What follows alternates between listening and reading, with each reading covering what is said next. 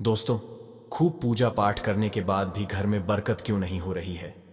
आपने बहुत लोगों को यह कहते हुए सुना होगा कि मैं इतनी पूजा पाठ करता हूं, लेकिन उसका पूर्ण फल मुझे नहीं मिलता है। इस वीडियो में हम उसका कारण बताएंगे।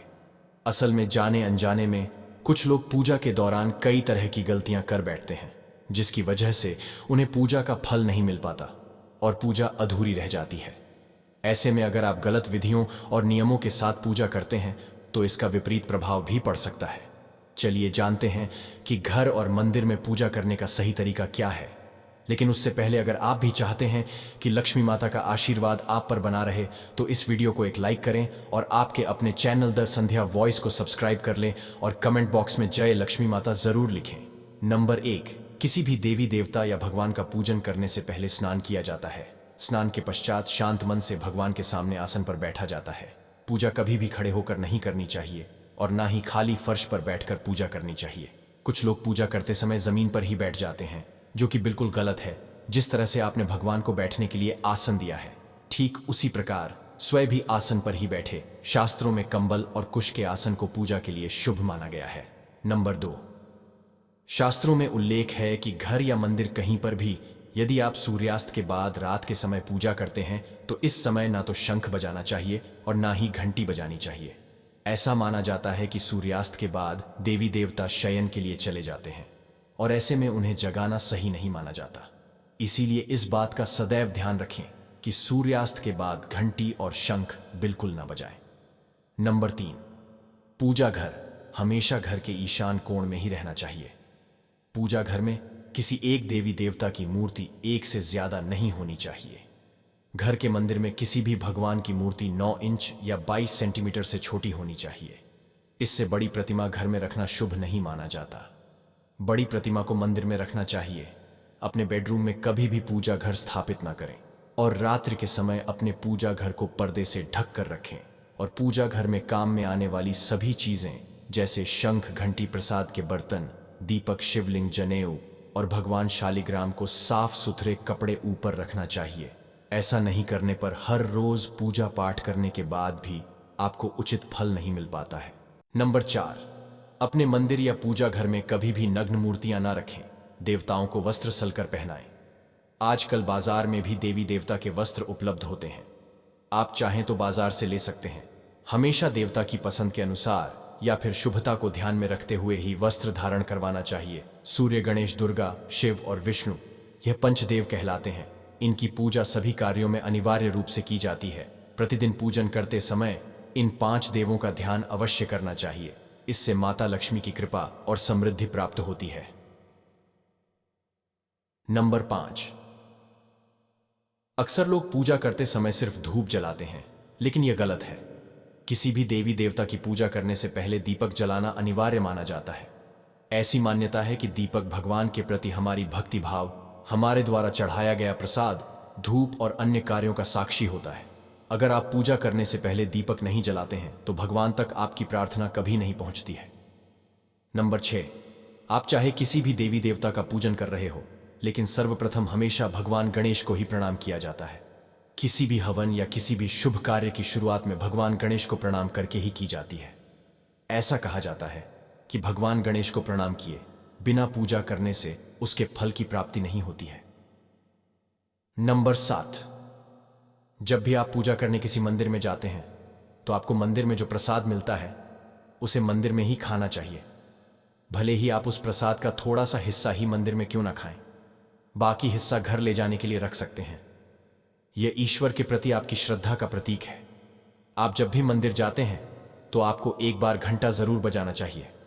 ऐसा माना जाता है कि घंटा बजाने से आपका संदेश सीधा ईश्वर तक पहुंचता है।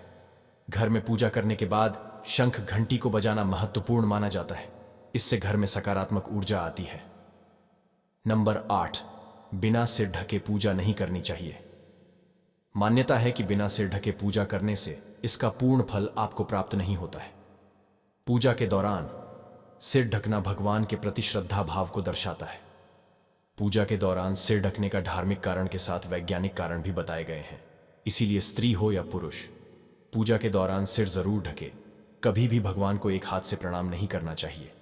हमेशा पूरी तरह से झुककर दोनों हाथों से प्रणाम करना चाहिए। नंबर 9, घर या मंदिर में पूजा के समय भगवान की आरती करते समय भगवान विष्णु के सामने 12 बार, सूर्यदेव के सामने 7 बार, देवी दुर्गा के सामने 9 बार, शंकर भगवान के सामने 11 बार और गणेश जी के सामने 4 बार आरती घुमानी चाहिए। इससे पूजा पाठ का सकारात्मक फल मिलता है। आपको किसी भी मंत्र का जाप करने के पश्चात आसन के नीचे की भूमि को स्पर्श कर नेत्रों से लगाना चाहिए। इससे आपको जप के पूर्ण फल की प्राप्ति होती है। नंबर 10, हमेशा इस बात का ध्यान रखें कि कभी भी दीपक से दीपक नहीं जलाना चाहिए।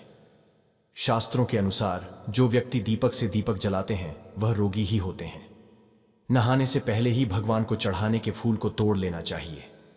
नहाने के बाद फूल तोड़ने पर फूल स्वयं को चढ़ाया हुआ माना जाता है, ऐसा शास्त्रों में कहा गया है। पूजा पाठ करते समय या फिर किसी भी समय दीपक, शंख, भगवान की मूर्ति या तस्वीर, सोने के आभूषण और शालिग्राम को कभी भी सीधे जमीन या फर्श पर नहीं रखना चाहिए। नंबर 11, सभी हिंदू घरों में पूजा पाठ या अन्य धार्मिक कार्य में इस्तेमाल करने के लिए गंगाजल रखा जाता है। लेकिन क्या आपको पता है कि प्लास्टिक की बोतल में या किसी अपवित्र धातु के बर्तन जैसे कि एल्यूमिनियम और लोहे के बने बर्तन में गंगाजल नहीं रखना चाहिए। गंगाजल तांबे के बर्तन में रखना शुभ माना जाता है। नंबर 12, अगर आप किसी खास प्रयोजन के लिए कोई पूजा अनुष्ठान करते हैं तो उस संकल्प को पूरा करने में ज्यादा समय नहीं लगाना चाहिए। अगर आपने कहीं किसी को दान करने का संकल्प लिया है तो उसे जितनी जल्दी हो सके पूरा कर देना चाहिए। संकल्प को पूरा करने में देरी से पूजा अनुष्ठान का पूरा लाभ नहीं मिल पाता है। नंबर 13, हर रोज लक्ष्मी स्तोत्र या कनकधारा स्तोत्र का पाठ अवश्य करना चाहिए। यह धन प्राप्ति और धन संचय करने में विशेष फलदायी माना जाता है। यह एक चमत्कारिक स्तोत्र है जिसके पाठ से माता लक्ष्मी की आप पर कृपा बनी रहती है। इस स्तोत्र की खासियत यह है कि यह किसी भी विशेष माला या पूजा पाठ की मांग नहीं करता है। पूजा अर्चना करने के बाद आप इनका पाठ कर सकते हैं। साल 2024 में आप हर रोज लक्ष्मी स्तोत्र या कनकधारा स्तोत्र का पाठ अवश्य करें, जिससे आपकी उन्नति होगी और धन की बचत भी होगी। नंबर 14, अगर आप पूजा करने के लिए मंदिर जा रहे हैं तो आपको हमेशा घर से लोटे में जल ले जाना चाहिए। कभी भी मंदिर में रखें जल से ईश्वर को जल अभिषेक नहीं करना चाहिए। जब भी आप जल चढ़ाकर मंदिर से वापस आए तब आपको ध्यान देना है कि जल का लोटा कभी भी खाली घर वापस ना लाएं। यदि आप जल भरकर मंदिर से वापस लौटा लाते हैं तो इससे शुभ फलों की प्राप्ति होती है। नंबर 15, सबसे महत्वपूर्ण बात यह है कि पूजा का स्थान घर के फर्श से थोड़ा ऊपर होना चाहिए, क्योंकि भगवान अतुल्य और श्रेष्ठ है। इसीलिए आप अपनी बराबरी में उनकी पूजा ना करें। पूजा के लिए भगवान को किसी चौकी में या फिर फर्श से ऊंचे स्थान पर स्थापित करें। इसके अलावा पूजा घर में देवी देवताओं की मूर्तियों को कभी भी दीवार से सटाकर नहीं रखना चाहिए। पूजन करते समय आपका मुंह उत्तर या फिर पूर्व की दिशा में ही होना चाहिए। घर या किसी भी मंदिर में पूजा संपन्न करने के बाद भगवान से अपनी भूल के लिए उनके समक्ष क्षमा याचना जरूर कर लेनी चाहिए। इससे परमात्मा आपके द्वारा जाने अनजाने में की गई गलती को क्षमा करते हैं और आशीर्वाद देते हैं। नंबर 16, वास्तुशास्त्र के अनुसार बहुत से लोगों में आदत होती है कि खाना खाते समय पढ़ाई या अन्य काम करते हैं। यह बहुत अशुभ माना जाता है। साल 2024 में आप इस आदत से बचें। यह आपके धन के साथ साथ कई चीजों के लिए नुकसानदायक साबित हो सकता है। खाना खाते ही पाचन क्रिया शुरू हो जाती है। अगर आप खाते समय पढ़ाई या कोई अन्य काम करते हैं तो इसका असर आपकी पाचन शक्ति पे भी पड़ता है, जिससे स्वास्थ्य संबंधी कई समस्याएं बननी शुरू हो जाती हैं। इसलिए आप इस आदत से बचें। दोस्तों, वीडियो अच्छी लगी हो तो लाइक और सब्सक्राइब जरूर करें। जय श्री राम दोस्तों।